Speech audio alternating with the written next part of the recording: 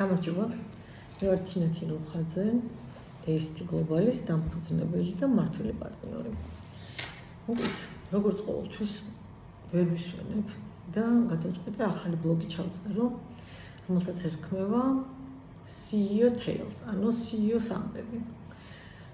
ძალიან ბევრს შევხვდებით ლიდერობაზე, ვიდეოებსაც, წიგნებს, პოდკასტებს, ხვდებით თანამშრომლებზე, ბევრს წერენ გამოწვევებზე, ორგანიზაციაში გამოწვევებზე და მე მინდა რომ CEO-ს გამოწვევებზე გავაკეთო პატარა ვიდეოები და ნახოთ რა გამოვა აქედან.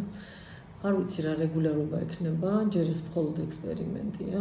მივყვებით ჩემს შინაგან მდგომარეობას და რაღაცა პატარა დღიურივით იქნება, სადაც ნამდვილი რეალური ამბებიდან ეს იქნება ჩემი პირადი გამოცდილება თუ სხვა CEO-ების თან ინტერაქციის შედეგად მიღებული გარკვეული გამოცდილება. აი აქედან ჩემს ინსაიტებზე, ჩემს აღმოჩენებზე, ჩემს ემოციებზე, დარდებზე, ეჭვებზე მინდა რომ ვისაუბრო და გავხსნა ეს თემა, სადაც CEO ადამიანია, ანუ აღმასრულებელი დირექტორის ადამიანია, რომელსაც უჭირს უხინს ისევე როგორც ყველა თანამშრომელს და მინდა რომ ამ კუთხით დაგანახოთ. დღევანდელი თემა ეძღვნება კავშირის დაკარგვას საკუთარ თანამშრომლებთან. აღმოვაჩინე რომ ბოლო პერიოდში გამოწვევებით სავსე 1 წლის მანძილზე ძალიან დავშორდი ემოციურად თანამშრომლებს. იმ მდგომარეობას, რაშიც მე ვიმყოფები ბოლო 1 წლის განმავლობაში, რაღაცა ჩემი სახელი მოუფიქრე და ფუნქციური დეპრესია დავარქვი. როდესაც ფუნქციური ხარ, საქმეს აკეთებ, საქმეში თითქოს ყოჩაღი ხარ, მაგრამ შენ თავთან ურჩები ის ხალისი, ის ჟინი, ის სიყვარული, რომელიც ყოველდღე გაღვიძებს საქმის მიმართ სიყვარული, რაღაცნაირად თითქოს გახუნებული არის და ჩემი ტვინი მაინც უფრო ბრძოლის და გადარჩენის რეჟიმში არის და ფიქრებში არის, დარდში არის, რეალურად დარდში არის.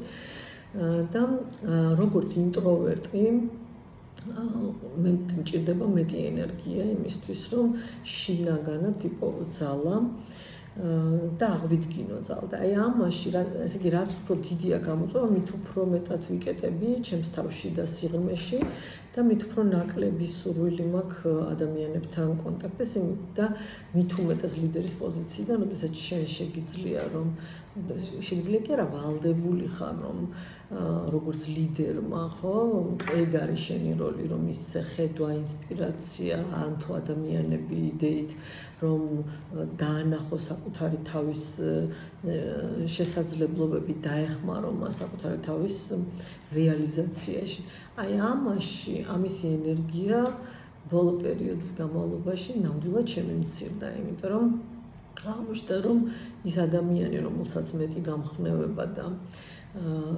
ენერგია სჭირდება დღეს მე ვარ საკუთარი თავი ამ აღმოჩენისგან ჯერ შემცვა მე ვიდარდე რომ აი კი საქმეში შეხვედრები გვაქვს და ყოველდღიური ინტერაქცია მაქვს თანამშრომლებთან რა თქმა უნდა სახლში არ ჩავკეტილ არის ამას არ გულისხმობს მაგრამ აი ეს ემოციური კავშირი რომელთაც მე ვგრძნობდი ხო აი მე გავცემდი ამ ენერგიას და ვიღებდი ამ ენერგიას ნამდვილად შემიმცირდა თავიდან ძალიან შევწუხდი რომ მე ფაქტობრივად სიტყვა ხმამაღალი სიტყვა ღალატი რომ აი ჩემს გუნდს ხო არ ვუღალატე იმითი რომ ასე ემოციურად დავშორდი მე წამომივიდა რა თქმა უნდა ბრაზი მე პირიქით ვიფიქრე რომ რა ვქნათ ესეთი დრო არის რომ ძალით ამ ენერგიას ვერ ამოიღებ რომ მართლაც მე პირადად მჭირდება ჩემ თავზე მეტი კონცენტრაცია და მეტი ყურადღება და სითბოც თუ გნებავთ და საკუთარ თავის გაძლიერებაზე ზრუნვა პირველ რიგში იმისათვის რომ